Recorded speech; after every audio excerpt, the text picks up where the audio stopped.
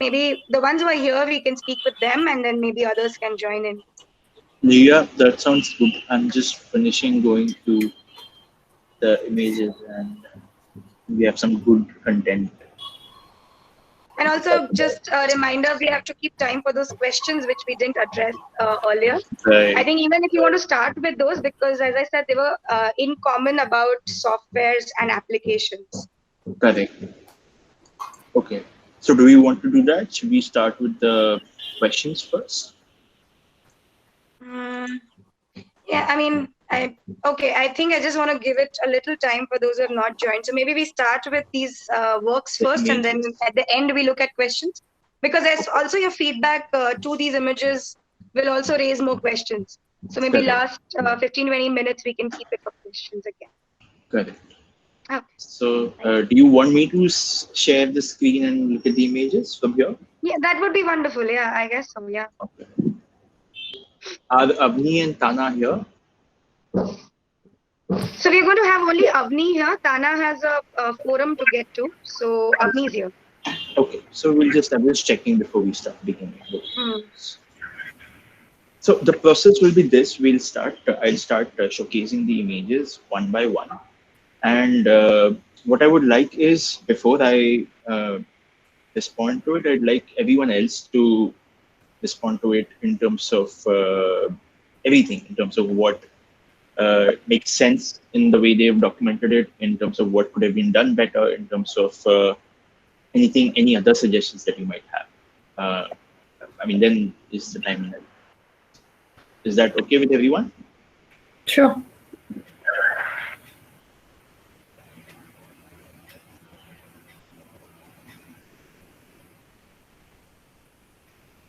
So these are the 5 images that we received from Avni. Anyone would like to start off? Avni, just curious, are these photographed or are they scanned? So the first 2 are photographed. Actually, since I am in Ahmedabad and the material is lying in Bhavnagar, I don't really have any material with me at the moment. So these are the first 2 are 2 of the photographs that we captured while we went to review the documents for the first time with a historian and a heritage management expert. So I thought it would be good to put it here to give a feel of what is it that the condition of documents that we are looking at. And the other 3 are what I photographed from the book that I have of my great-grandfathers. So these are pictures from the book which I have photographed right now. So a couple of pointers I observed in this which I'd like to share. One is, we did not discuss this, but I think just before we left, Kamal asked about how to document a book format which cannot be completely open. So there are specific scanners. They're called Planetary Scanners or book scanners, which come with a copying stand, which is a vertical bar which already has an inbuilt camera, and you place the book exactly below it. So it gives you a right angle, and it has wedges on both the sides depending on what you are photographing. So that's the closest we can get to getting the. So if you see here, there's a slight curve here on the. So that is the closest we can get to physically handling the book and getting a right angle photograph of a book. Yes, and everything else then has to be done in post-process, because we want to make sure especially books, and especially of previous times, where we don't damage the physical material. In this particular image, I think the part where we discussed de-skewing. Now, if someone is to do this, correct it later on, we'll have to use the software to then de-skew it, so that right now what we're seeing is, it seems fine, but the proportions will change because the image, this part of the image, is slightly away from the camera than this part. This is the one in the center, which is labeled as Majur Mahajan, is what Tana has scanned. This is a scanned image. Again, to keep it, I mean, that's completely up to the documenters. It's up to them. But again, here, Personally, I would like to see the entire edge of the document, as a base scan. Then we always have the liberty to crop it and use it as much as we want. But this is just something that gives a sense of not authenticity, but a sense of seeing the entire image as we understand what part of this is. If it's a book, if it's a print, what is it? And it's an indication that we've not amended it at our end. This is what the original document was. Is there anything you want to add, Abhi? No, so these two photographs were taken before without having known any of the guidelines of how to take photos. The idea was just to get a feel of, while we were just taking a cursory look of the documents that we have. And a lot of them are in this condition with a lot of stains and tearing. For us, the physical preservation is also a bigger, a larger question. Task involved. Yeah. So, Avni, the only thing I'm going to suggest is, or rather, this is something we'll obviously talk about individually, but it's just pinching in my head, is to understand if there is going to be access to the physical material at all in the next 3 months. Any plans of going there or anybody coming this way from Bhavnagar? Yeah, so I will try to do that before our next month's sessions and pull out, because I would want to make most of the workshops. So unless and until I have things in hand, I realize I will not be able to make. Yeah, because this workshop is on, let's say, the materiality of it, but eventually when we get into information cataloging or storytelling, the reading into the material is going to be very important. So over there, dummies won't work. Okay. So this is for everybody who doesn't have access to material. It would be nice to figure out some way. So even if now you can tell somebody who has control over the material to how to shoot it and send it to you or something, so that you can read into the material. So in that sense, we are imagining the skills to be transferable. So you can then work with your team or something like that. At least basic photography is done, and then when you have access to better services, you can get better digitization done or something. But the closer you will get to the material, the workshops will make more sense. So that I think I'm very clear on. And even for us too, when we speak individually to look at how we will conserve these materials, the more damage I can see on screen, the better I can advise you. So while it would be the same way, if I could see it, I would have told you a lot more. But because I can't be there, so all of that information has to transfer all the way to me. So from Bhavnagar to you to me, kind of a thing. Yeah. So I think over the next mentoring sessions, we can discuss this more in detail and then see how to make most of what is lying there. They are accessible, and I can even get soft copies or try and travel and get them. So yeah, exactly. Sounds good. Are Aarti and Shades here? Yeah, so Mitul, the thing is that if I can just very quickly explain to you what I have done and why you see the double of certain images here. There are a set of PDFs and there are a set of JPEGs over here. Now the PDFs that you see over here, I have directly saved as from AutoCAD into a PDF, right? Now that PDF, the same thing, I've converted the PDF into a JPEG, and you can see they're not as clear as the PDFs. Correct.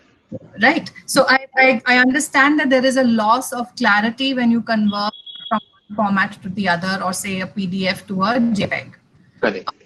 So this is what I mean. Whatever I've had on hand, I've just put together something. I'll take a week or so to access our real data, but this is what I had, and then I've also included a hand-drawn sketch. Right. We do have some material which is going to be on rough tracings like this, which is not so clear, which crisp and things. But that's the quality. There's a quality to that on its own, that they're hand-drawn, fuzzy sort of sketches. So this is what I have, and how would you say one could get around getting the best out of the quality of drawing the concern? Yeah. Yes. So the difference between the JPEG and the PDF, I think you've already figured that out. Yes. Suppose if you take the third one, which says number 3, because that's got a lot of elements in it. Correct. That's the PDF you opened, I think. Yeah, that's the PDF. Yes, this is the PDF. So that versus the JPEGs. Now, I mean, I'm sorry, I keep going back to the same question as to when I start putting projects together and their drawings together, I should be saving them as PDFs or JPEGs, or it goes back to the question of what is the end use of this thing, whether it's digital, whether it's a book, or whether it's an exhibition, because these are the three formats that we are looking at. Correct.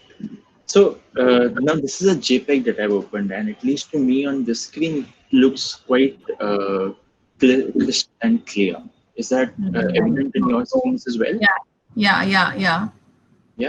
So Yes. I think the exercise that you did right now, when you exported them in two different formats, and this particular image that you chose right now, which is the most detailed and most complex. So the easiest way is for you to do it yourself, figure the most complex detailed image, digitize, export it in one format, export it in the other, and see what works best in terms of file size, second in terms of visual clarity, and third, JPEG and PDF actually both are quite universal, so they will be accessible wherever you send them. So that's, I think, an exercise you'll be able to, I mean, I can guide you with this, but you'll be best able to see it on your screen and judge. And also as a physical print or something, I would need to even take one and see what works best. Exactly. When you reproduce it, also what comes out, because I believe PDF, especially in drawings, PDFs give out better outputs than JPEGs. When you talk Definitely, PDFs work out much better than JPEGs. That goes without a doubt. Yeah. So that's quite explanatory for AutoCAD drawings. Now, for hand sketches, which are of the quality that you see here, this is just out of my camera phone. So it's just being clicked by using a proper camera. It's just the camera phone, and this is what you get. But when I actually document our things, I will be using a camera and having studio lights, etc. So it would be a different thing. And I think phones these days anyway kind of autocorrect a lot of stuff without meddling with them, Right. Oh. Yeah, that's something that's a pain with the phone. You have very little control over the images. But again, just a side note, Lightroom also has a phone version where you can use the software to take photos, and it will give you DNG files, raw files, which are very different from the JPEGs that you get in the phone software. So you have a slightly more control over color correction in those files. So this is a part of Lightroom itself that has one feature like this? Yes, so there's Lightroom Mobile, which you can access it on the phone, and a feature of that is also a camera. So it uses your phone camera, but to photograph it with lossless quality. Is this an A4 size drawing? This is an A4 size. Okay. So again, just based on what I see here, a couple of things would be these edges you see. I understand this drawing is not flattened. Right. I haven't taped it down or anything. Yeah, that's what you're saying. Yeah. Yes. So when there are times when it is not possible to physically tape it down. Yeah. There are ways, there are archival tapes and archival glues, you can use that. But in such cases, we then depend on the post-processing where we correct them and de-skew them into the software. Okay. Yeah, I think other than that. All right. Thanks, Mitul. Mitul, can I just add one more point? So Aarti, you will again, the output in terms of your PDA and JPEG of your drawings will really matter, because on a digital archive, if I upload PDFs, they're not viewable. So your product needs to be viewable. So I was not referring, when I answered this earlier, only in terms of the drive, but also when you imagine a digital archive, or even you want to create an exhibition or anything. So given the steps of digitization, because you have the option of first creating a TIFF, which is a better option than a PDF-A.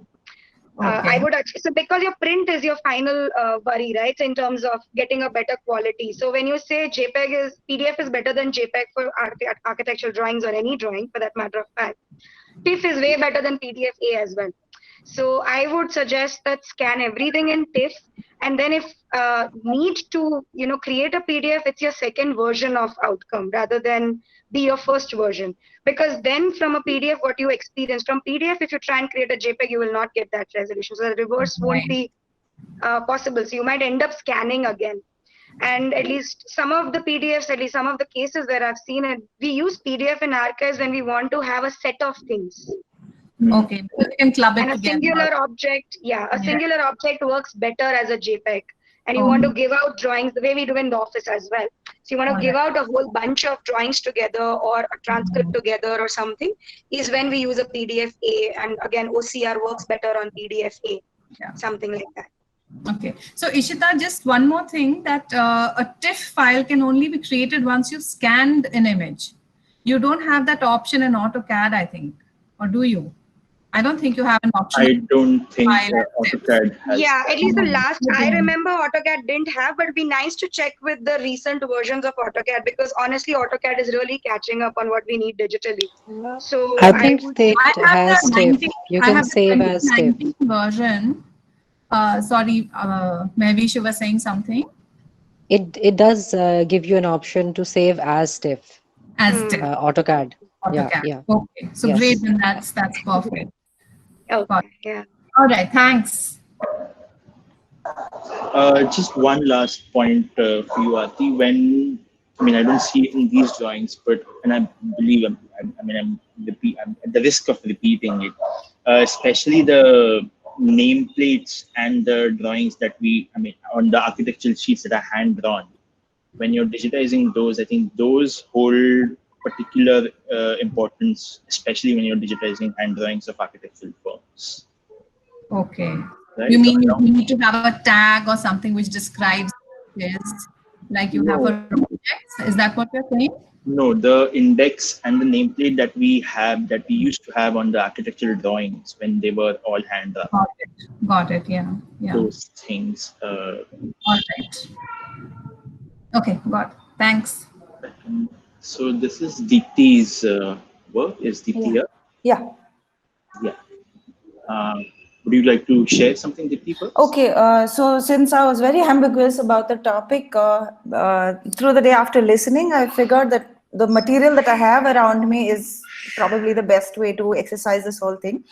So these are belongings of my father-in-law who passed away last year.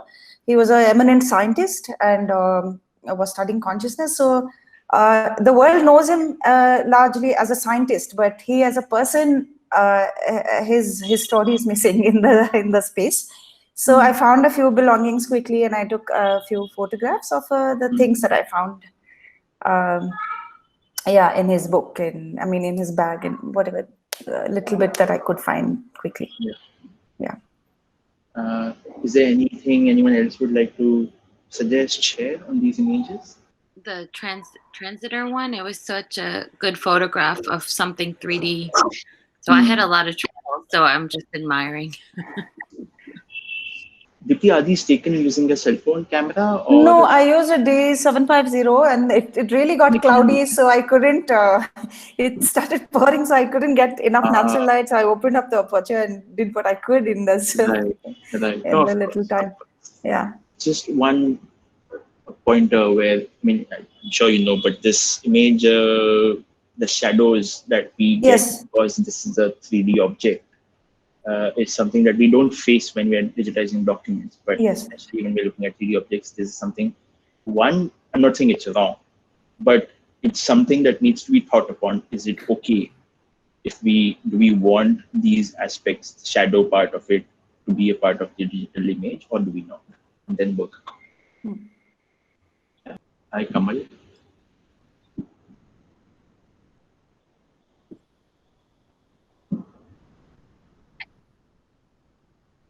This is the Book of Embroidery that you mentioned before we said it, yes? Yeah. I had a lot of Do you want me to go through my process that I was trying? I had a lot of trouble, but see. I had because it was dark here because I'm in the US.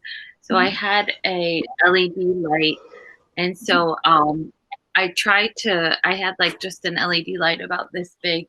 So I had it on a stand, and I tried to put it above the book, but then it was making a shadow. So I was trying to figure out where the light needs to be. So I was trying to like kind of push the light further. So I did that on the last one. And then when I was photographing it, I was trying to figure out, I was like, oh, I think the camera needs to be directly above it. But then when I was doing that, my shadow was coming. So I had to back up. And then, what was the other thing? And then the last thing was figuring out the focus on the camera. Correct. Which camera have you used for these photographs? I have a Sony. Okay. A Sony A7. Yeah, so since we're talking about camera, so along with the camera, what lens are you using is also something that needs to be thought upon.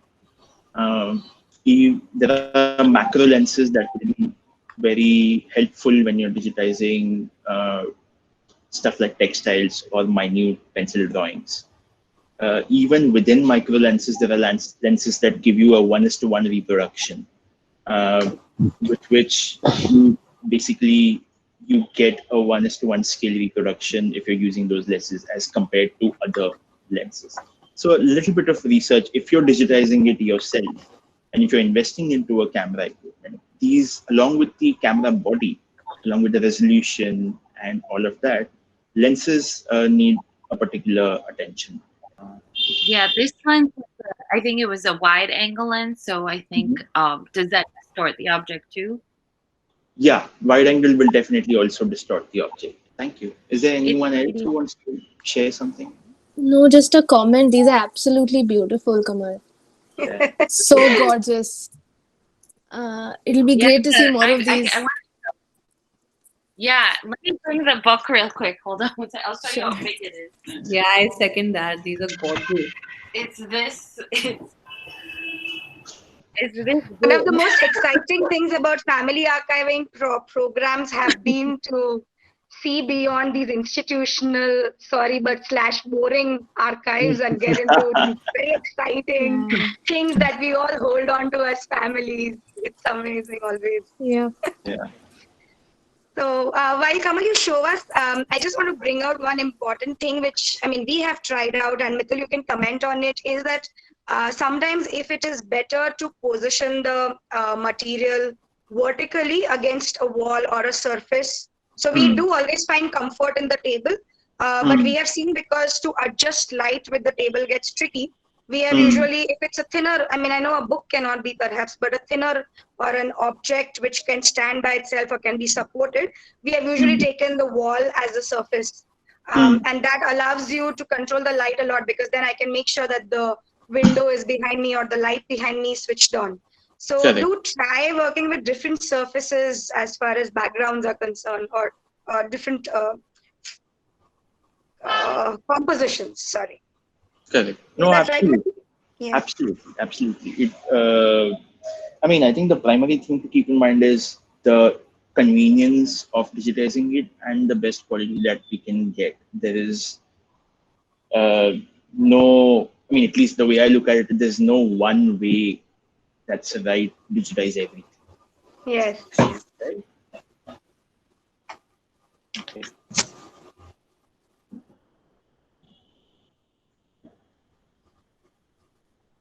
Are the images visible for everyone else?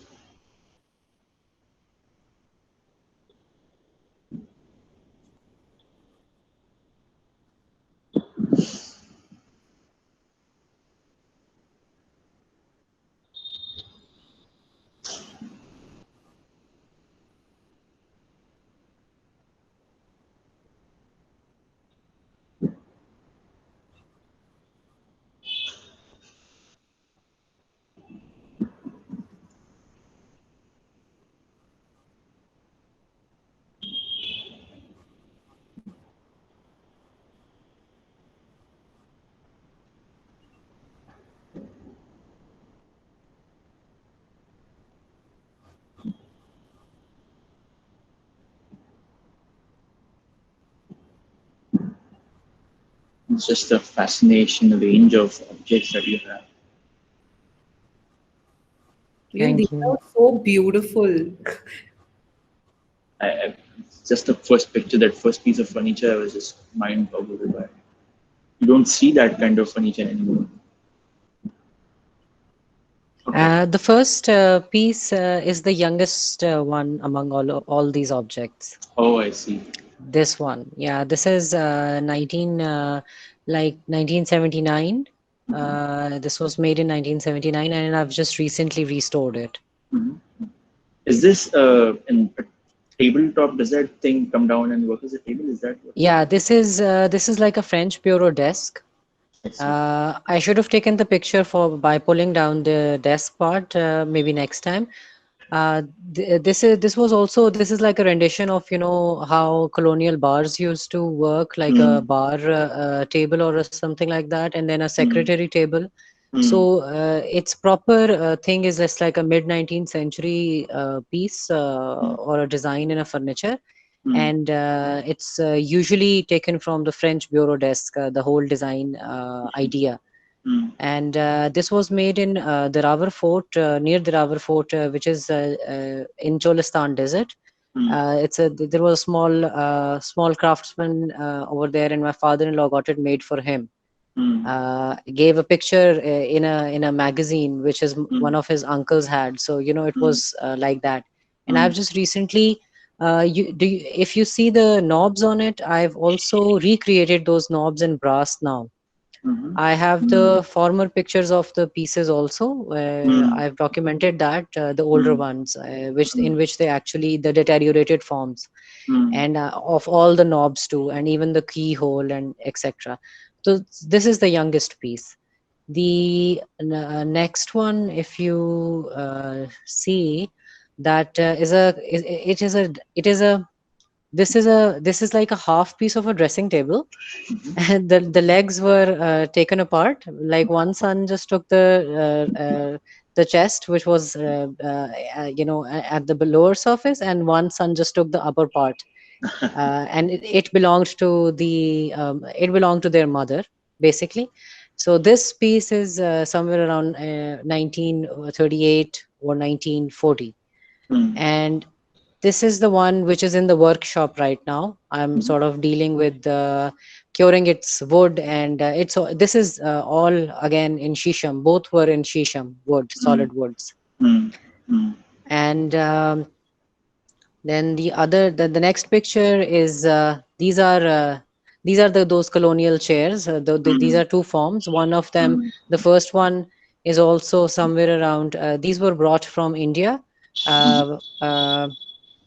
I am unsure from where they came, but they landed in Kasur, which is a place near Lahore, and both were brought from my father-in-law's chachas. One family had one pair, and the other family had the one which is sort of a recliner. I should have removed the painting at the back. I forgot about it. Sorry. In the fourth picture. Right. So just to add on to that, and the first observation that you made about this, when it comes to objects that are not 2D, again, based on your intent, it is wise to photograph the way, the aspects of the object that you might want to show. And that again can be planned before you start the shoot. For example, like you mentioned, this opens up into a desk. So when we have an idea, we want to photograph it in that way, it helps us set up the lights in that way, it helps us set up the angles of the camera on the tripod in that format. So something to keep in mind while we are digitizing 3D materials. A couple of other comments I had was when I saw this. Did you photograph this? I was trying. Yeah, I did. I was actually, I took one picture on the white background and the other one on the floor. I was not sure on which background it would sort of, come out really nicely. Yeah. Right. So these are from the Chandni Chowk in Delhi. And these were also brought by my husband's grandmother at the time of partition to Lahore. A similar comment on this again, where Yeah, for yeah. me, this image, the jewelry piece sort of Three gets objects. lost into the Yeah. background, which also is quite loud. I won't say loud, but quite busy. Yes. So choice of background is something that keep in mind while we are planning the shoots that are next from us. Here again, these are, I'm assuming, are darkroom prints of photographs. Is that right? Yeah, these are photographs. You know, the 1 inch, 1.5 inch by 2 inch, 2.5 inch photograph. So these are those, and these are also black and white. Right. So here, what is happening is, if you see this part of it, Yeah. it's reflecting certain light that we see. Yeah. Now, in darkroom photographs, whether they were glossed or matte, they had this reflective surface. And why this happens here is, on the surface, one part of the surface is slightly above, right? It's not exactly flat, which is why this part is reflecting that light, and which is why this part is becoming slightly blurry and different from what the original photograph is. Yes, so something to keep in mind while we're digitizing darkroom prints. Anyone who is Yes, working with I darkroom should have used prints. probably a scanner for it, but I also photographed the photograph. I didn't have the scanner.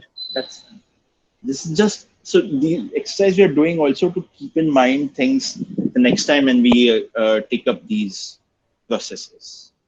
Sure.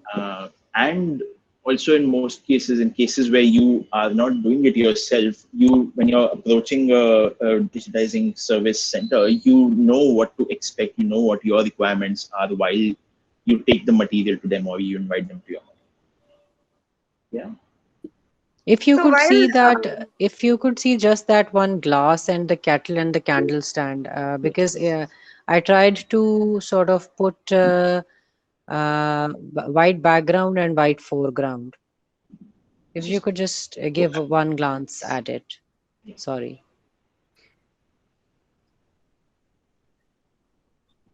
So maybe what I was going to add, Mitul, what I was going to add is till you have a curatorial thread or you basically arrive at that, it would be nice to actually document all sides of the object. So again, it's from a technical understanding of archiving and the need to preserve, right? So a closed closet, open closet, the back, the front, the top. I mean, from an archiving point of view, there could be information for a researcher where we can't even imagine. So even I will go to the extent of pulling out a drawer and seeing a drawer as a separate object if it comes out. So when you look at your jewelry, I completely agree with the background comment, but also the back of a jewelry is equally important from a research point of view. How has it been made is actually better understood when I see a back of a wristwatch or a jewelry. This I would extend it to everybody. When you're looking at photographs, please don't leave out the back side of it. Your grandfather or your relative would have written things there. And not only the story that they tell you, but the story that's written behind. Even in architectural drawings, sometimes there is a scribble at the back of the drawing.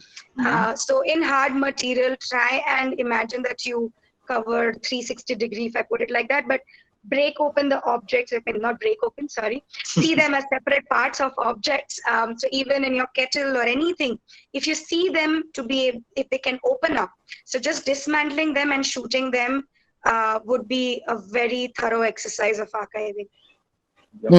Okay, all right, thank you. Is this the one image you were talking about, Natish? Yeah, I was just if you just select any one of these, MMSW, yeah. So there is this white background and then the white foreground.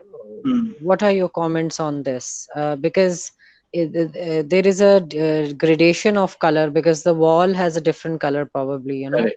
and the sheet is of a more egg white color. Correct. So how this? Do we need it to be one color? Now, that again, so I'll tell you how we do it in a more professional manner. These are usually taken into a studio where we have an entire roll which rolls from the back and to the base of it. So we get a complete one colored background, and where not necessarily we even see the joinery of the two. So that's one way to do it, to document large objects, large 3D objects. But again, that is something that you take a call if you feel it necessary to be put in that effort in that form or not. In this particular image, if I were to make a comment, I believe, yes, it would have been, it would work better if we had a uniform background and preferably a white background. But again, it depends on object to object, intent to intent. All right, thank you.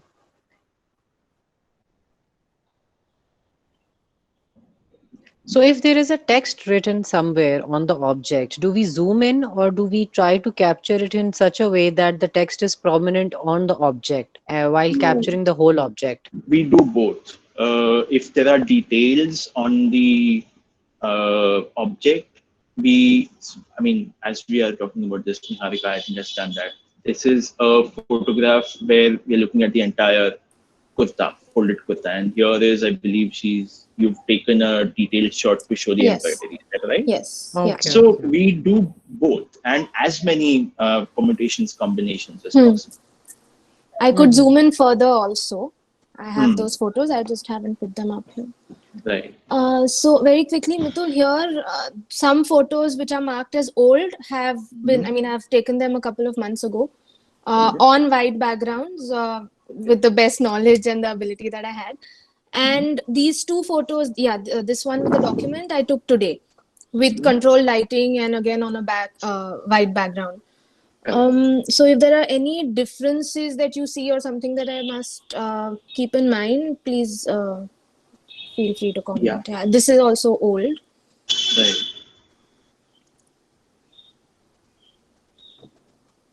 So just comment on these particular objects. What we kept in mind while we were digitizing the handkerchiefs or when I digitized the postcards. So something to think about before you start shooting is, do you want a uniformity in the frame? Right. These gaps to be exactly the same as in all the photographs. Right. Something as simple as the center yoke is slightly on the side as compared to the frame. In that one, yes.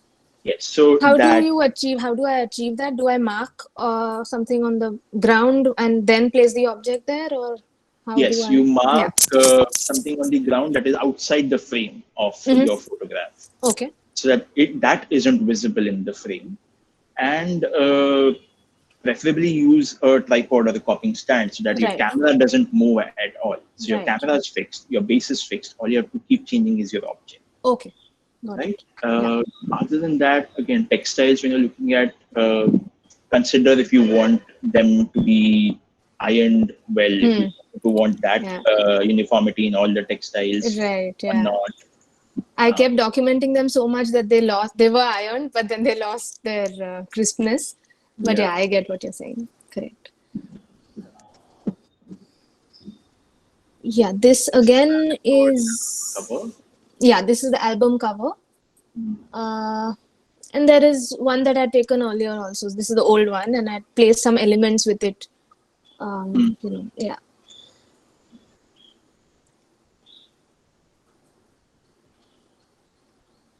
This is a portable gas stove, which is in open condition. Each part has been taken out and kept.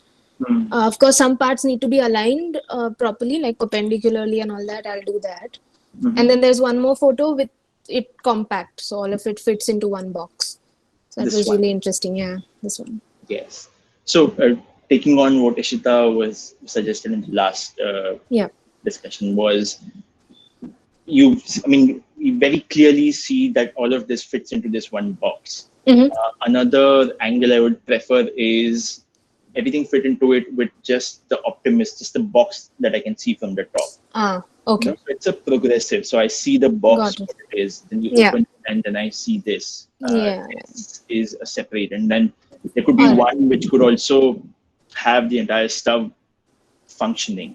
Made composed. Correct. Yeah. Yes. Okay.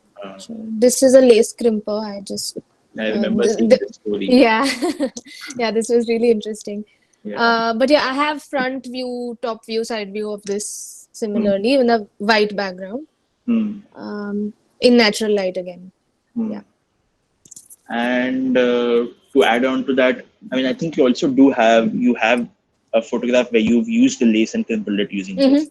Yeah. You have, right? There is. So that again, just a without having to talk about what this is, that's a visual representation of what this actually is, what it does. Right. When it comes to objects like these. That also remains true for furniture.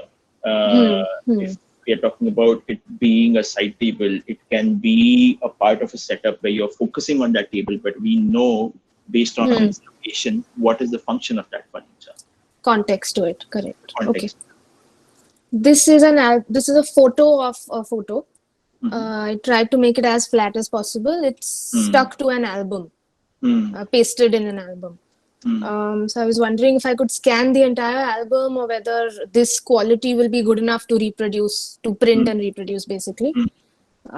So yeah. So like I mentioned in one of the previous in Mauritius, yes. So these things here, you see the light, and it can be done in post process, but it's a bigger pain to do it in post rather than instead take of care of it. Yes.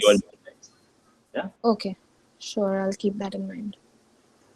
Lovely. Thank you. Thank you so much.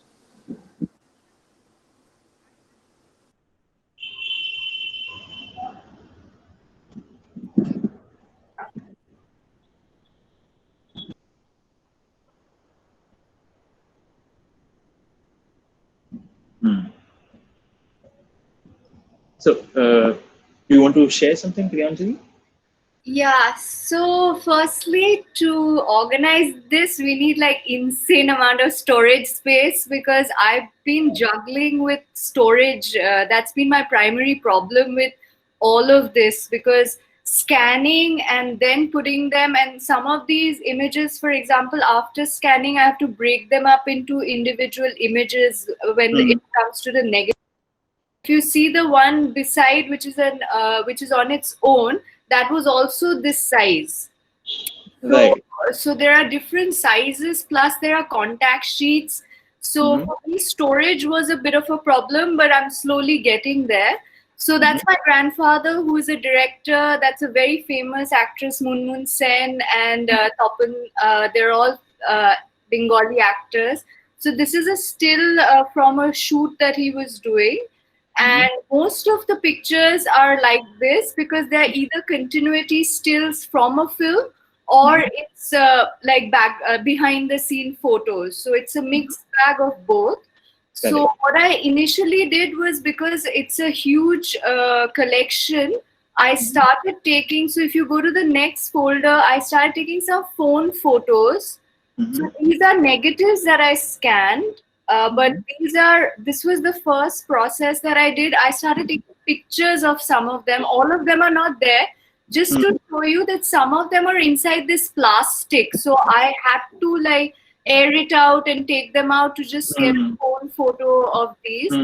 So for example, I would like to know how to take care of some of these because they were inside this plastic and there are these little contact sheets. And that's my mother.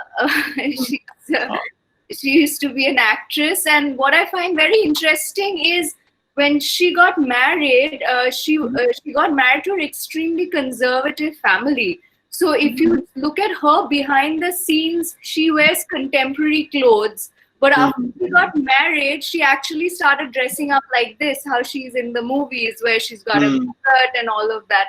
So I find that very interesting, her behind the scenes where she's in completely retro clothing, but she's acting in these movies where she's playing this coy bride, etc. What is very interesting is she actually got married to a family where she had to quit acting. And she was exactly this person where she used to wear sari like this. She gave up wearing sleeveless blouses. So I find that very interesting. So you can't understand sometimes which one is from a film and which one is a personal photo. So that's been a process to be able to segregate between films. This I did it in a hurry, so there are a couple of prints which were scanned together. So I've scanned this on an Epson. So again, like I should be individually scanning them, but just to give you an idea, like what are the different prints that I have, and I scanned one individual photo to just show you what the quality of the scanning is. Again, some of them fold a bit, so I had to put a heavier book on top of the scanner so that the edges are not bending. So yeah, so this is just on a scanner, these two prints. So I haven't finished scanning any of the prints. This is the first step to that. Right. This is, you said this was an Epson V700, Yes. is it right? Yes. So just a side note, you could also, as you have put all of these into one sheet, there's also an option where you can select each individual photograph and it will give you independent files. Right. So that would be the next step. I mean, if I had the time, I would have done it, but I just thought I'll show it right now. Yeah. As to your previous questions about handling the contact sheets or negatives in that plastic, it is a universal pain because a lot of photographers in that era, plastic was something that was used. And I mean, the only way I can think of is as soon as you can get it out of that plastic, and as Ishita mentioned earlier, we find sleeves, which are paper, which are archival grade, which then we use to store them. Right. Yeah. Yeah, and that's the thing. So what's happened is right now, all of those we are taking a phone photo because that's the first round of documentation. Then I guess I'm scanning. I've managed to scan the negatives, all of them, because of the lockdown. But with the prints, I think it's like I have to learn more about that dusting, clearing, and all of that. But yeah, but right now I'm just doing clean scanning, but I haven't yet had the time to photograph the objects, but I'm learning now through other people that how to do those, like the jewelry and the other objects. I don't have any images yet.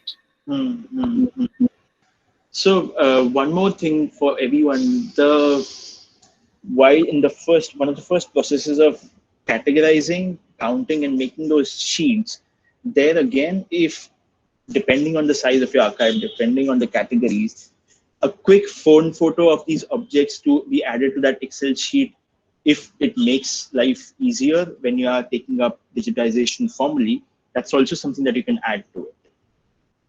Does that make sense? Am I understood what I said? Yeah, but I have a question. So right now, if you're taking phone photographs, that's a certain quality.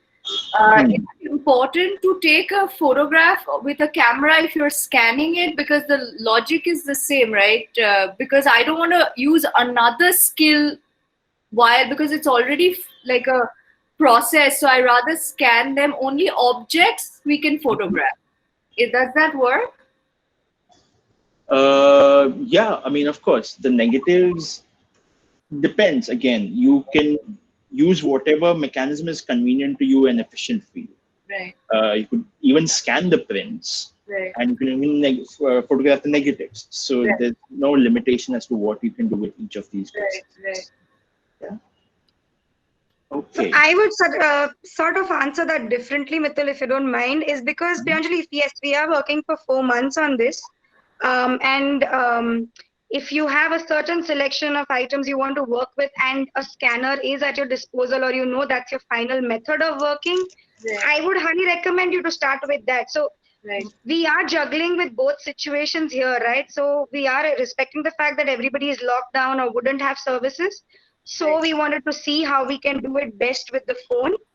And that's not to say that that cannot be an archive.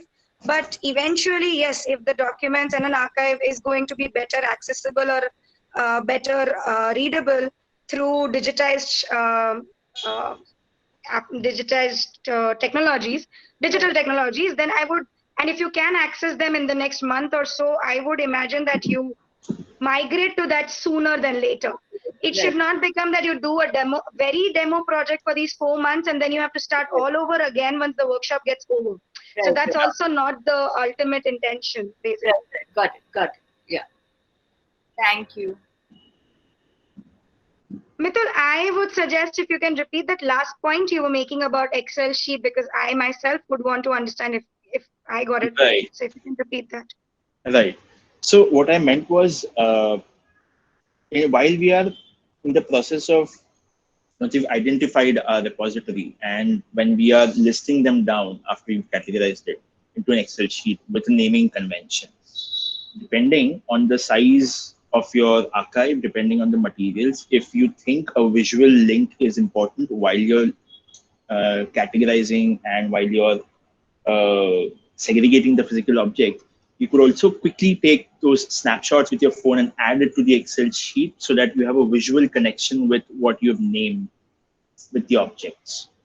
Now that is a suggestion that might work for some, that might be absolutely a pain for a lot of us, but that is depending on the convenience. We require a visual cue with what object we've named, we can do that process as well. Yeah. Sorry, I have one more question regarding the negatives. When you're saving something, if you have already physically coded them because you want to know which year it's from or which part of the series it's from, isn't it more confusing because online digitally you're trying to do the metadata where you're trying to put the code word, but not necessarily what you have in your letters or on that sheet which you've marked, say call it 0.3. So how does, isn't that very confusing? How does one achieve some clarity on that? Like the tracking the physical and the digital with a certain number without making it too complicated and being a part of the mega data so we can easily search. So going back to, I think, the third or fourth slide, which was once you have the list, once you have the category, if you already have a system with your physical objects, it will be wise to adapt the same system for your digital naming, right? In that case, then you'll be able to able to go back from digital to physical and from the physical to digital. If we don't, then we create that system before we start the process of digitization, right? Okay, Rima, do you want to share something? So if you'll see here, I've just taken some bits from one of his stories, and I've used two surfaces here so if you'll see, there are two folders. One is this Asana story, and the second is some of the Sehras that he's written. So those I have photographed on top of a green screen, which I kind of had at home. So I just thought that we might be able to play around with the background eventually, whatever form the content takes. And the second was again on a wooden surface inspired by some of the pictures that you had shared earlier. My main concern is only this, that because obviously I've used my iPhone to photograph these right now. In some of the cases, the text is just so difficult to read that I shot these on a studio mode on the iPhone. So I just wanted to understand if eventually this gets expanded a little or the dimensions change, would the text still be readable or not? And if not this, then should I actually invest in a photographer who can click these using a good quality DSLR, so that at least as long as we are archiving this, we might as well be able to see this in the digital form. Otherwise, just a photograph for the heck of it does not make sense. That's right. Can I ask, what is the largest document size that you have of? Might be. Or what is the largest chunk of documents in your archive? So I think it might be this 32-page travelogue, which is on a butter paper quality of paper that he had written. I'm not going to use the sheet because it's really gone. Yeah, but, no, of course. Here he has written on both the sides. So this is also the longest in the list, and also not in a great form. No, so for your particular project and your particular repository, I would suggest you get these scanned on a scanner. Okay. Because it's text, the best resolution you'll get, and because you said there's one which is on a transparent-ish paper, and then there are others that are smaller in size. So a flatbed scanner will be able to give you the most efficient and the best quality for digitization of these, and which is something which you can either invest in yourself, or I'm sure there are digitization services where flatbed scanners are definitely available. It will be much cheaper than getting it photographed as well. Sorry, what's it called? Flatbed scanner. Flatbed scanner. Flatbed scanner. Okay. Is there a company like HP or I don't know? Epson has really good quality flatbed scanners. Could someone please share it on the chat so that I get the right? I did that. Yeah. Okay. Yeah. A couple of comments on these. So you've used an iPhone, I see, and I'm assuming the flash was on. Is that right? No, I switched on like one of those. Like I switched on a white light so that a top light. So that because of the reflective surface of the wood, it's also taking away a little bit of information, from this area. You see the text here and the text here. It's slightly more blown away than. Yeah, but that's actually how it is on the paper. I see. Some is dark, some is light. I see. I can read it though. The other thing, observation that I had was trying to keep the phone as right angle to the document as possible. And we can correct this by de-skewing, but what we'll do is this will then become really elongated. The more elongated and we try to bring it to the right angle, the more distorted the text will become. So while we are photographing it, keep it as parallel to the camera as possible. Okay. I think probably because I was seeing some shadow is why from this angle. Right. But I think for these objects, a flatbed scanner would do wonders. I don't think there's anything else required for you to. Cool. Thank you. Rima, I have two important things to add. Yeah. Your material is quite fragile. I would highly recommend you to work with gloves. Get cloth gloves. They're not too expensive. And be very careful of the light, the temperature, the space you are storing it in. So avoid putting them in wooden containers. Use paper to cover them, paper boxes. And where there is no water, where there is no no excess humidity under control. And with that logic, and also, so I know you right now didn't mean it, but my heart was like skipping a beat when you were opening them very casually. My only worry is you will tear them. So put them out on a surface. This I also wanted to say when somebody else mentioned that they wanted to get the surface straight. So anybody wants to open up your documents, straighten them out, get non-intrusive sub-objects. The best is glass. You can use glass. The only reason for glass is because you can see what's happening to your material underneath. It has the weight and it has transparency, which acrylic and fiberglass will not give you. The weight it will not give you. Use glass pieces. You will obviously get waste glass pieces, so be careful you don't get hurt. To straighten out your material or put, if you want to open them and put it, so if you want to straighten them out, put them and put it under glass. Wait for about 2 days, not too much because it otherwise can also affect your material. And then keep them straight. So if you want to use them straight, keep them straight in your drawers and in your boxes.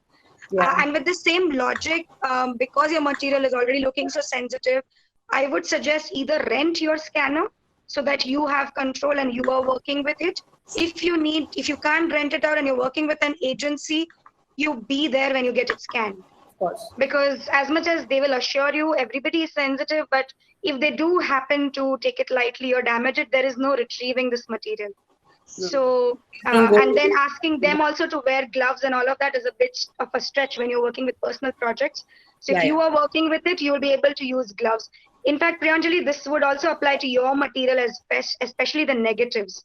If you need to clean them, and if you're using any material like basic soft cloth or cotton or whatever, best is you do it and you're wearing gloves or things like that. So people are working with really historic material, it's in sensitive state. Get these very basic things. I'll again make a list of it and share it soon, or we'll speak about it in the coming week. But right now, what I'm seeing is sort of making me worry a bit. I'm really I am borderline OCD about this. But I just had one more question that, eventually I would have, using a scanner or anything, digitize these, and all of this is already written out. But my only concern was eventually, what do I do with these? If are there any interesting ideas in terms of how can I preserve these? I actually had an idea that I'm going to get some of these framed and put them across in my house. But what else can I do with the actual hard copies? Yeah, so one is frame them for sure, but also framing, again, it's not the normal framing. So there's archival grade framing which needs to be done, because as I said, just normal glass is not safe. So you will have to understand that if light affects it and all of that. So what they use in museums is what you do. Otherwise, things inside a frame also deteriorate over time. Ideally, once we get into the content, because I haven't seen it, so ideally take it to a library or a museum or an organization which would value it. So conservation skills is one of the things which I don't suggest one invests into at an individual level. If you want to keep 1 or 2 copies in your house, it's always wonderful. But conservation and preservation of the hard material, it works best when it's taken care of by an institution, or something like what Mehwish is doing, where you put it back to use. In your case, it's not going to be possible to use it. Yeah. So in that case, taking it to an institution within the context, so that's very important, giving it away to an external agency who will not, the readers will not be able to relate to. So we can get into the content and take a call on this, but somewhere in Srinagar or in Jammu or within the northern region, a best archive or a museum which will be able to make use of it would be a good idea to deposit it there. That's all. Cool. Thank you. No problem. Yes, I think we're looking at Rupal's work. Is that right? Yeah. So to be frank, I have not photographed any of these today. These were from the earlier workshop that I had done with Ishita. What I had not spoken about in the morning is when I talk of a family archive, it starts from 1890 onwards, where the trader family well established, then they fall onto bad days, and then the eventual migration of the family to Bombay. The second part is what I dwell upon more, because in the 70s, when the family was again into business and well established, my dad and uncles organized 3 major pilgrimages where all of us went together. The first was all over Rajasthan, the second Gujarat and Kutch. So these 3. And how that actually more or less set a tradition in the family. It did 2 things. Though it was a pilgrimage, it kind of opened out our world to the rich culture and tradition of India, because it wasn't just visiting temples. We also obviously visited all the historical sites. And it kind of bonded all of us, like my generation, all of us cousins together. It eventually led to a tradition which we follow even today, where we try to take a family trip, a yearly family trip, or have a get together. Yeah. So if you could just go back to the photographs, the order it is in is the first is actually a family directory that we have, because like I said, it's a huge family now. So I think that's the second or the third photograph. If you could go, you'll read it. Yeah, this one. So what we did is a few years back, we came out with this family directory, because it's so large now that with a lot of us, we didn't know enough about the others. So this is like one page dedicated to each member of the family. And it has all the information, and the color coding you see is the larger, like my uncle's family, all of them, and our family, etc. So yeah, this is it. Then you see this road map. Okay, sorry, Mitul, here, what I need to tell you is, so while each one of these photographs were individual photographs, just to give a idea, I've kind of made a collage of it here, but I have shot each one separately. Okay. This roadmap actually is where the entire planning for all the pilgrimages was done, and I actually have the map here. My biggest question is, this opens out and it's like a 4 feet by 4 feet map. I don't know how to photograph this. It's been a big question. It's already in a brittle condition, so I don't know how to do this. so I've been doing bits and parts of it. What you see in the third, I think, photograph is watches, which my dad over a period of time bought for my grandfather. My dad started traveling extensively, and so like Ishita said, I've tried to photograph all aspects of the watch, right? One question I had here is, so while we take photographs from different angles of objects, when you're organizing it into a structure, like, should one make a collage of it like this, or should one leave them as individual photographs? How does one? So the first set of digitization, the original files, definitely leave them in the independent file formats. What you would want to do is, while naming, by figuring a naming mechanism, for example, these postcards that we have, this I'm assuming is the front and this is the back of the same postcard. That's right. That's right. Correct. So while naming whatever mechanism you've come up with, say PC_002, which folder will have photographs, and then if you're talking about this postcard has the file name 003. So what you adapt here is 003F, which will become the front, and 003B, which will become the back. So while you're looking at these photographs, the digital files, you can relate which part of the object is. I mean, it's the same object, but different angle. Right. So these certain things you keep in mind while you're documenting the same object. But making collages, definitely not while you're photographing it. When it comes to, if you want to exhibit, then that's some place where you think about making a collage and exhibiting that instead of doing individual photographs. Okay. Yeah. That's it. Any other comments? I think Ishita's anyway seen these. So the end of that earlier workshop was I had actually made a WordPress site, because like I said, I want the travel part of it to open out to stories from other families. So so that's why this fun collage rather than like formal photographs that you see. Right. Yeah, I think so Drupal, that's the whole point, right? So when you do the collage would be because of the outcome that you want to achieve, but the digitization or the archiving has to be first for the product as it is.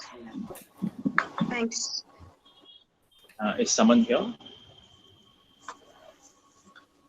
Hi, someone. Yeah. So just very brief introduction again. So these are not personal archives, of course. These are more of institutional archives which I've not even collected actually. I have some of the digitized copies of the books and pictures from the city museum. So those are the things which I have. It's just one of these samples.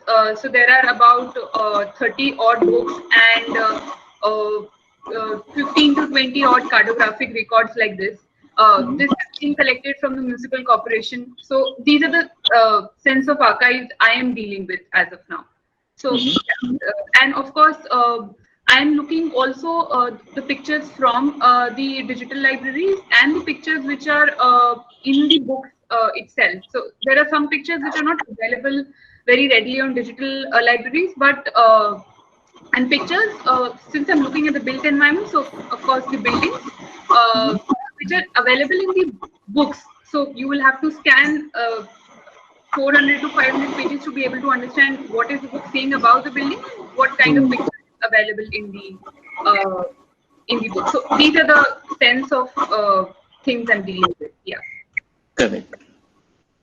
And maps have been scanned by I have seen the original copies myself, but this has been scanned by the corporation and it's been put on a website actually. So yeah, and there are some books which I could get a Xerox of, and there are some books which are which I could get a photograph of. So these are 3 kinds of book materials I have. Yeah. So I think your archive also, in terms of physical materiality, even in terms of the same category, like you said, in just the format of books, you have 3 different kinds of digital formats of it. Yeah. So something to just think about if categorizing the 3 different formats is important or not, and then figuring out a naming convention to follow that. Is that something you should spend your time on or not? Yeah. A large part of your archive, you say, is in the public access. So there, I mean, it's great in one way where you are sort of, you pass through the process of digitizing the material yourself because you get already digitized files. The con of that is you don't have control over the quality of the digital file. Yeah. Right? But something that you can definitely do is figure out a way, a system to navigate through these archives. Find a renaming mechanism, because each file that you get will have the mechanism of the archive it comes from. Yeah. So what will help you in your case is, once you have the material, so while you get the material, figuring out a uniform naming mechanism for your archive, regardless of what source is coming in from. Right? It will be easier. It will make your life easier when it comes to cataloging and going back to a particular image, a particular book scan. Yeah.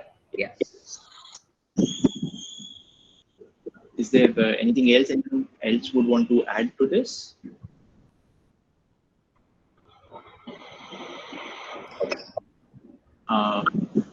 So Mitul, one of the things is I've just got a message from a participant that you might want to refresh your drive once you go out into the main folder, just to make sure everybody's things are seen to you. Yeah. I'll do that.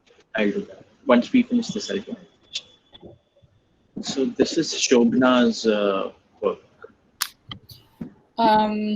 Yeah, I think I came away with more questions than what needs to be done. So the thing is that I'm trying to curate personal queer lives in India.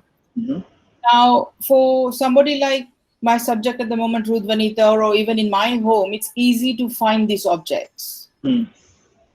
And because I'm using this as hopefully as a template for other personal archives, is how do we encourage people to find queer objects, or objects that they feel is queer in their life, to document it? I think that's the question I came up with in this exercise, rather than actually answering your question.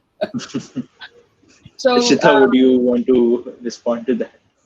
So actually, I mean, this is a bit longer conversation, and Shubhna will do it, but there are actually projects and readings on queering of objects and queering of the archive itself, and looking for objects which sort of start reflecting the gender or the gender usage into the everyday household, and how I'm not very sure if these references would right now respond to the Indian context or even this global South. I can do my own digging up related to the material that I have, but at least they do provide frameworks, and we could build on that further. Great. I haven't found anything in India at the moment. Yeah, so even I am not very sure it's there. I'm just talking about the intersectionality which I found in the international archives. International there is there, but in India it's just very difficult because people live in extended families, not necessarily nuclear, and like one of my books is titled Out Stories from the New Queer India. Now, if you place it in a bookshelf in a mainstream house and you're not out, or even if you're queer friendly, you'll be questioned and there's possible abuse about to happen or something like that. All those possibilities are there. So how do we hide queerness? I think it just hit me when I was doing this exercise, is that we do more to hide than to make it obvious. So I think I just took that photograph because that was in a cup in my cabinet in my kitchen. And it's fine to be that, but I can't put the explicit 2 women pictures on my walls because of the people, the staff who come in. So those things are also in interplay in this, but it's just like, how do we queer this, or how do we encourage the person I'm talking to, how do they to queer their life in a archive, document, or this is the other thing I came up with, is what's the difference between archive, documenting, and there's another word. Curating. And there's another word I came, Yeah, curating. Yeah. So I mean, I've got more questions, but hopefully I'll get to it sooner or later. And the only other aspect which I would mention is, which we will again get to, is the whole idea of story collection. So the other form of documentation is going to be, which we will introduce, people can use as per their project, is ethnographic. And sometimes what happens is the object in its individuality might not say much, but the story or the usage associated with it is where the querying really lies. And that is why the dialogue will become very important. Where are we hiding and where are we exposing the querying? I look forward to it. Thank you so much. Sorry, I also just started looking at the next project because I believe we are quite far ahead from our planned end of the session. So this is Soumya. Soumya, would you like to share something?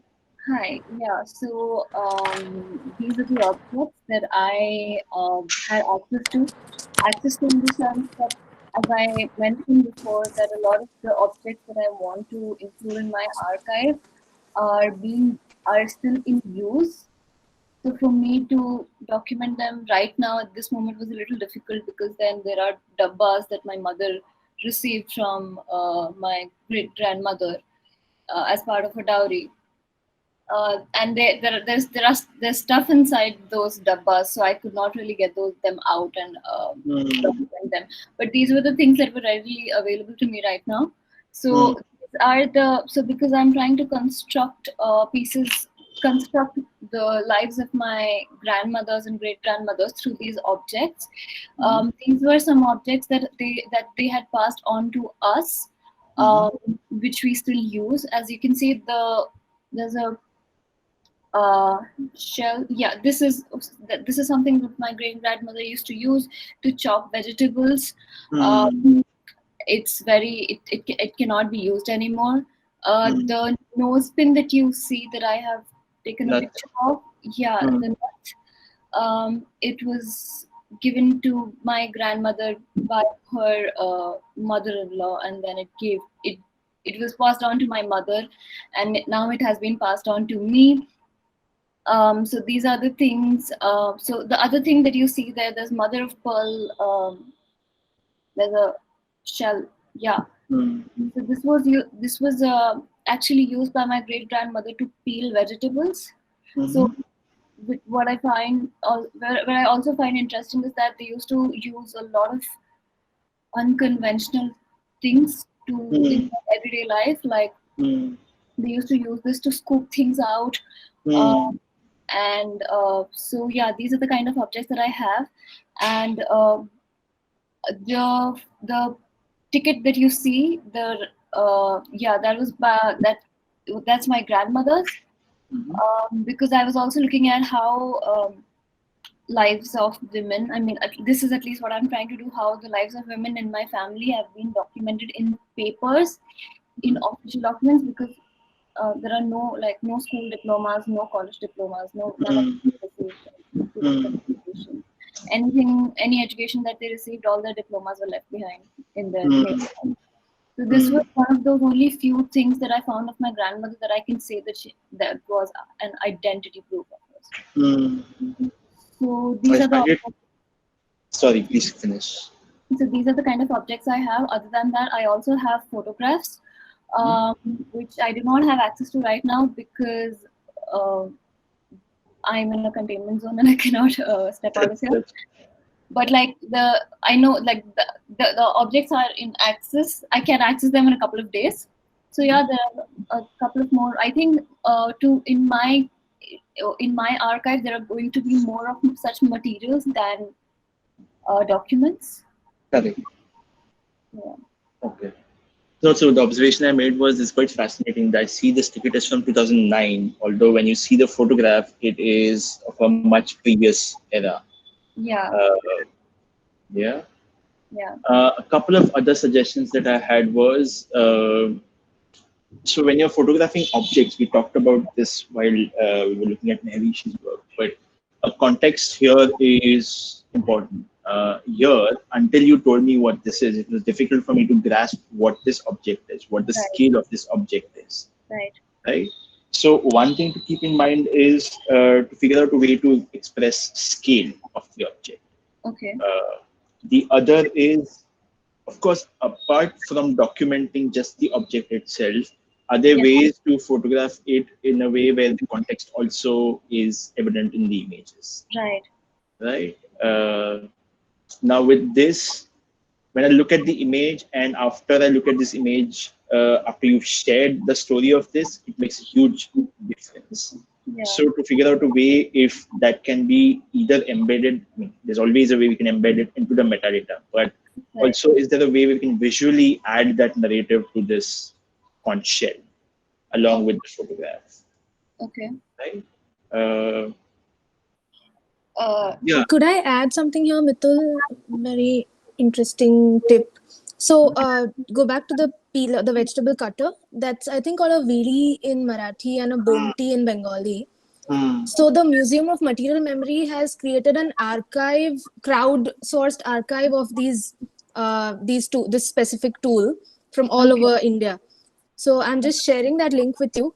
It'll be nice if you could add this also to that and get more, get more information. Just about to add the same thing. This particular thing is called boti, and there's a lot of research on this because we still use it in our household. To there are two forms. One, you can use it to peel coconut, and there's one to cut fish. So it was actually, and you had a separate one for vegetables because there is a lot of talk and research going on about the boti. Even I've noticed it lately. However, growing up, I didn't think it was interesting. Is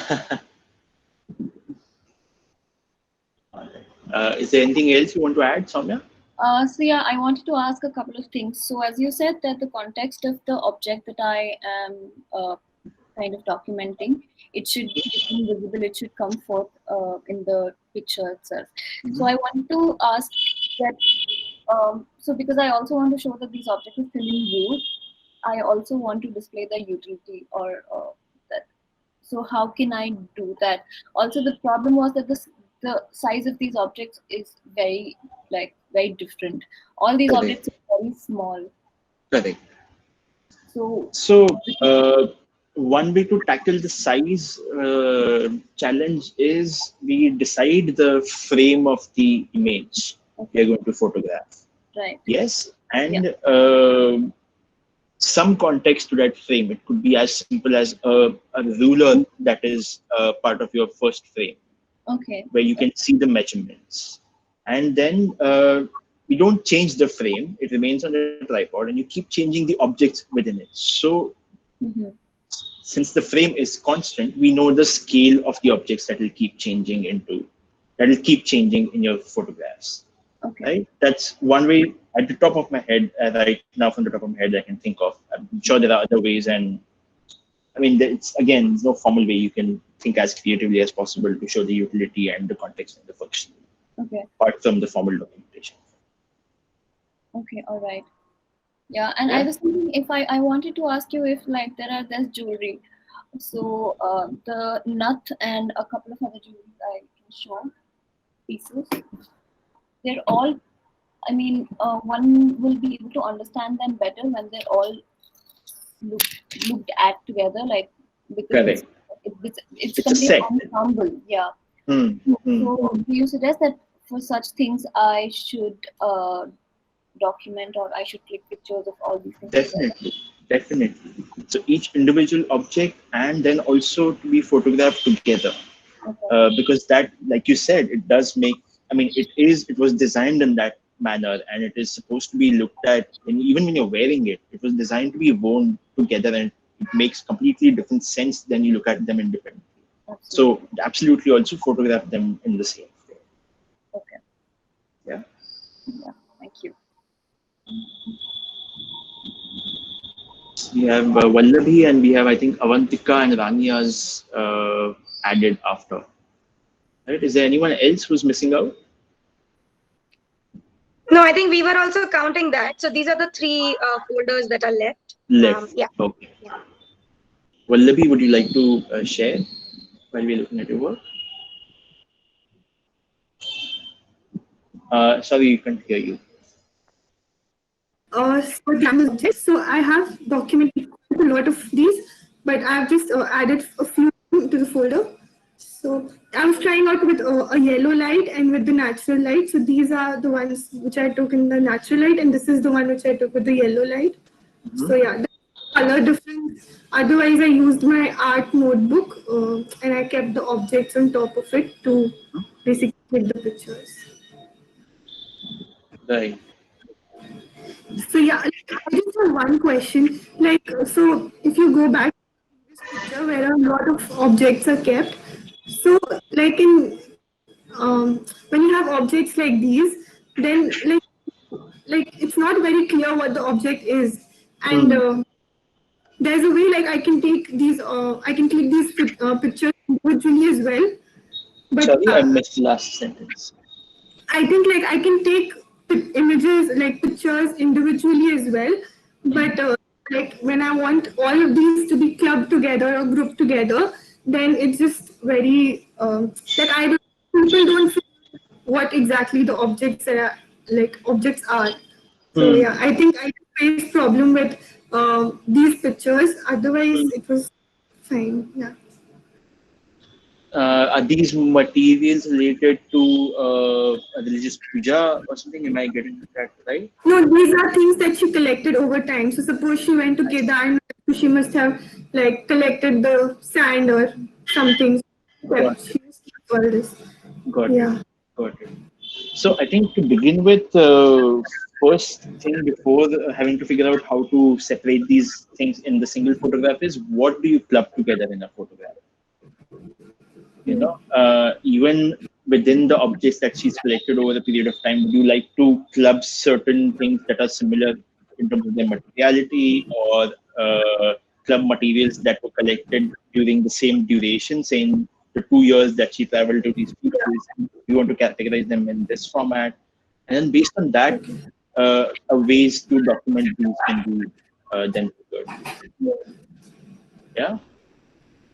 In terms of your comment on the white light and the yellow light, I think the reason I'd suggested white light is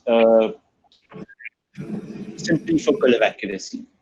Some objects do require extreme color accuracy, some might not. So it is, it's up to you as to what suits your project and what suits your output in terms of the digital file. Yeah. Thank you.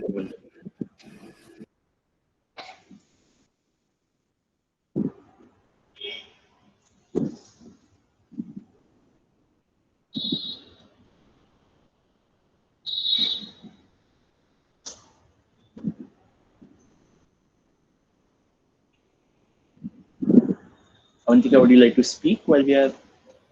Yes, sure. So, what?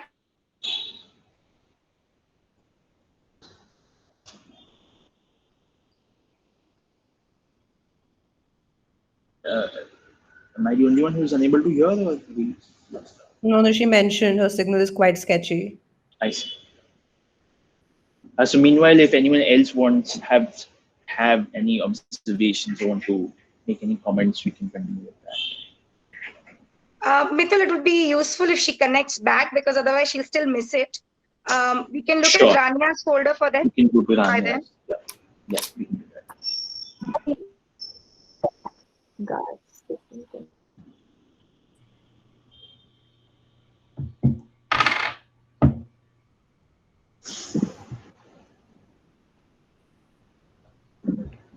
Am I heard? Yes. Okay, good. So I tried to show through these photographs some examples of the photos I take. Usually I use my camera. I have a Nikon D500 professional camera, but sometimes you don't carry your camera, every day, so I use my phone.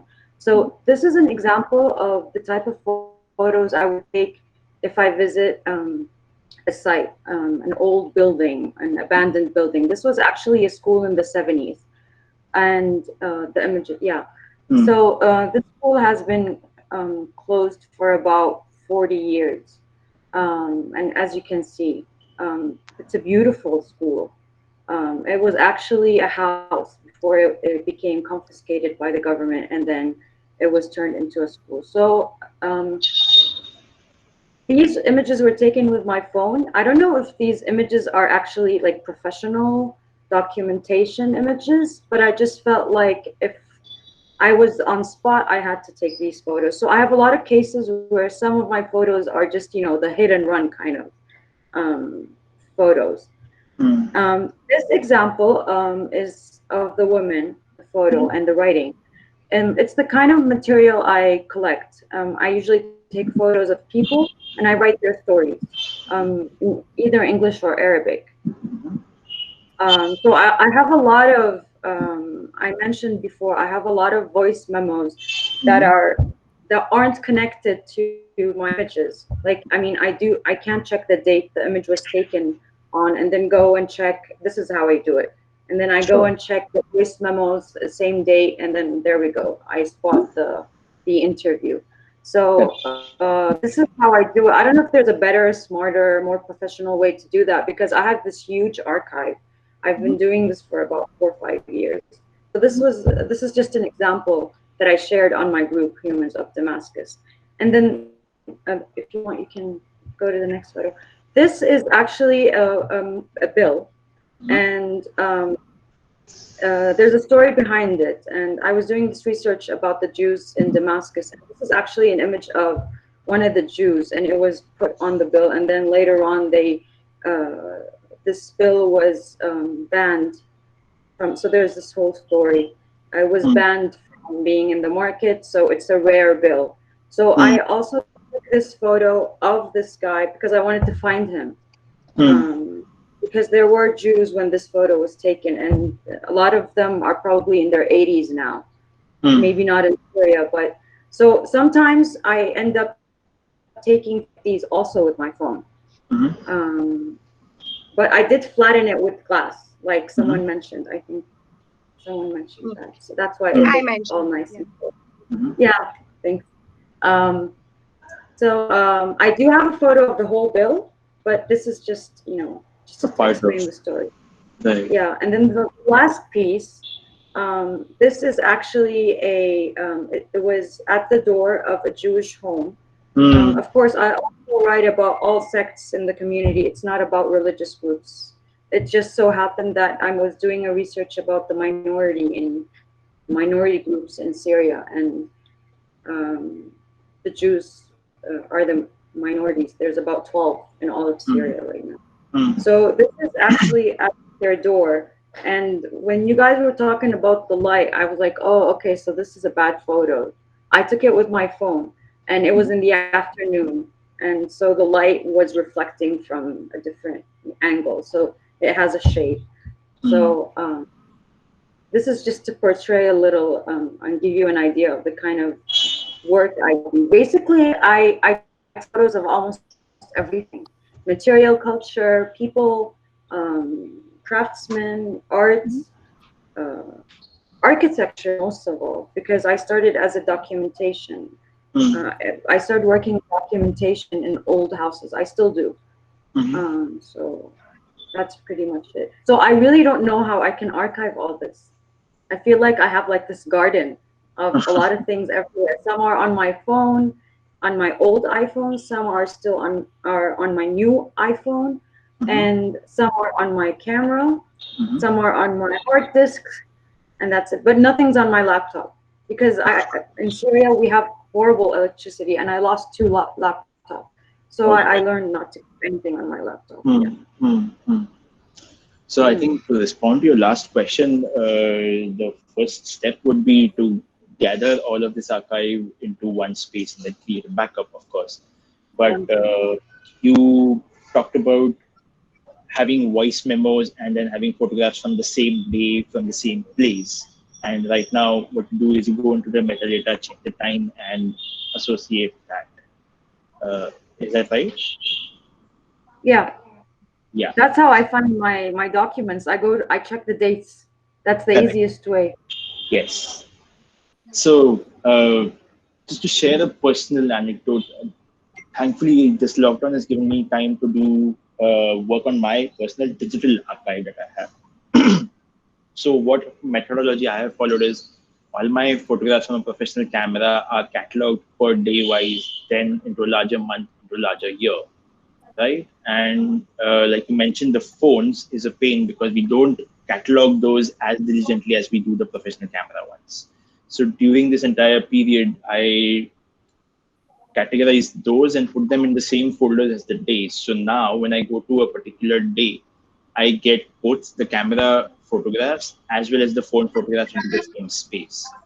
And that the same folder you can utilize to also create a folder of voice memos that can again. So this is basically I have cataloged the entire archive periodically, time wise, dates and months. Oh. I don't know. Can I say something? Like, I don't know if this can always work out for me. It works out for interviews with people to use the date as a categorization system. But like for, let's say, architecture, there are so many houses, schools. Sometimes I visit a site twice or 3 times, and I don't see that it makes sense to have each, chunk of photos of the same location in a different folder. So I think this is why it's a little confusing for me. Like, I wish there was just one way to conjoin all this information, the right, organize, you know what I mean? Unfortunately, the one way that we find easiest is the way that we have to figure it out ourselves based on our requirements. I think that's all I can say to respond to that. And keywording, cross-referencing are ways where we'll be able to best figure out our system of categorizing and cataloging our archives. Which is why I said why I shared my personal anecdote was that's the way I best function when I know what I have photographed at what time and what year. But for you, like you said, it doesn't exactly work in that matter. Not every case, no. Right. So then, I mean, it's also not bad to think about multiple systems to figure out multiple subject data. So your architecture documentation can follow a different system than your voice memo in interviews and portraits format. Stories. Also doesn't necessarily, if 2 systems are more convenient, then it's not necessary to force a singular system onto the entire archive. Yeah. Yeah. Can I ask one last question? I'm sorry I'm taking so long. You mentioned a documentation project that was done after war in Paris, something done in the 90s? Yes. Can you please send me a link, please? I ran to my library to get the copy. I'll just show you the cover of the book and I'll send you the details. Yeah. This is the project. Okay, I can't really wait. Let me try to focus on your. Let me see. I want to see your photo. Okay. 1 second. Why can't I make this the main? Why aren't you my main screen? Okay.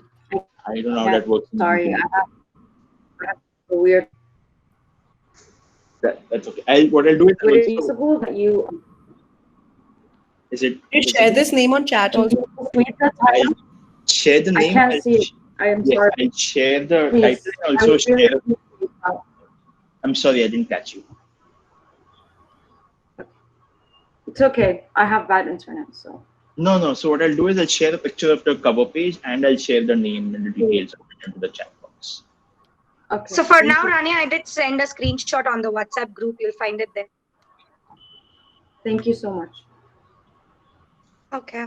Yeah, Mitul. Avantika. Okay, Avantika is back, I think. Yeah. Back. Yes. Yeah, I'm so sorry for this mess. Just went.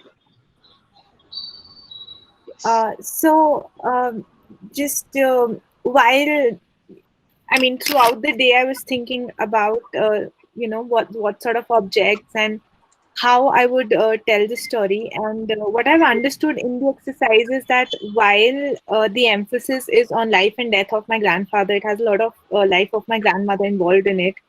And because I've known my grandfather through her narration, like was introduced to him through her. So the idea is that I also stay in a very old house where we've lived, and it was bought by my grandfather, and hence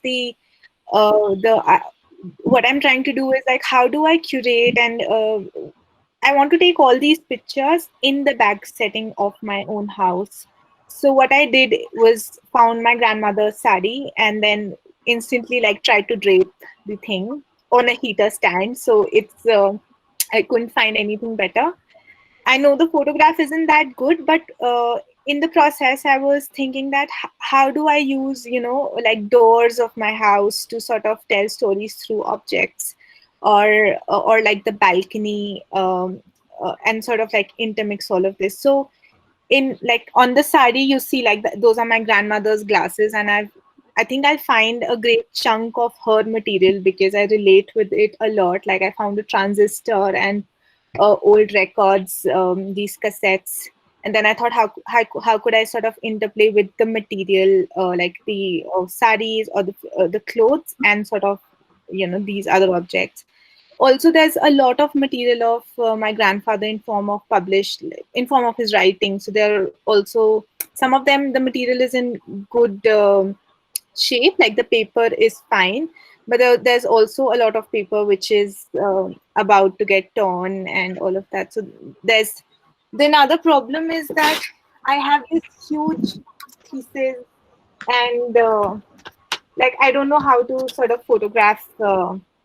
Like what do I do of this? Do I sort of like you were suggesting, scan it one by one? It's this huge, really volume of it's a big book. Yeah, it's on themes of fear, freedom, and escape in novels of Thomas Wolfe. And I don't know if you can like really see, but it's the thick thesis, and I'm just trying to understand how should I sort of do it paper by paper, or just like take pictures of this thesis with the context setting of the house. So I didn't really have too many answers. What came to me in the workshop today was that there's a lot of story that I've always built up in my head, but today I really interacted with the objects and thought how I would tell the story through these various objects, and hence different narrations also came to my head. And so if any suggestion you have, I would be happy to take it because I don't have too many questions as of now to how or Right. No, I think just the fact that being able to generate these various narratives while interacting with your objects is, I would say, a good success to end this at the end of this session. Because you're right, we always have, I mean, a lot of us have a narrative that we build, but when it comes to actually working with the object, a lot of times narratives go to a toss and entirely new narratives are built. Yes, doesn't mean one way is better than the other, but it's just the fact that you have expanded the ways you want to tell this story based on these, I think is a good enough output for what we did today. And in terms of how you can, I mean, contextualize the material that you've gathered in the same vicinity, in the same space, is again, I think, a very good idea. And I would see what you did today as a preliminary shoot to figure out a final form of documentation. So this is what we call a recce that you've done of a film set, and then you move on to decide where do you want to shoot and how do you want to use the material and what context you want to put it into. Right? Is there anything you want to add, Ishita, to this? Right. No, so I'm going to hold on all my thoughts for now because I'm obviously conscious of the time. Okay. But what you said is similar to what I was also thinking. What you realized was a good starting point, because the storytelling should not define how you document. It could in the second layer of it, but the first layer of documentation, if it can be more honest or authentic to the object. And I think you arrived at that. So that's a good starting point. And then once we go further in specific and more internal sessions, we can look at this. Right. Sure. Thank you. Yeah.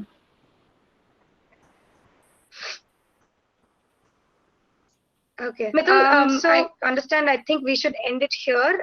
It's 6:30, keeping your time and everybody's time in mind.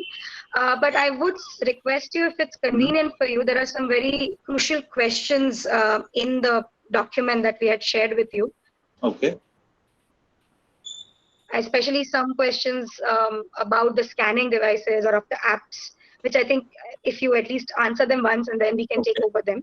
So if you can answer them and then we all can sort of discuss that when we all meet again. So we don't have to bother you if you can do that in the document itself. So maybe color code your answer or something like that. Is that a good way? Yeah. Yeah. Is that okay? Because also a lot of people might want to leave, so we can keep talking, but then everybody will not get the answer. So that's my worry. So it's better if it's in the document. Whenever you do it, let's say even by Monday or Tuesday, we'll let everyone know that you have filled up the answers and they can look at it. Okay. Okay. Yeah, we can do that. Okay. Yeah. Anything else from your end in terms of closing remarks or?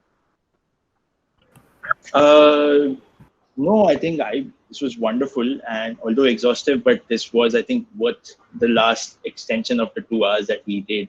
And I mean, pat on your backs for the being here and being participative this diligently for such a long time.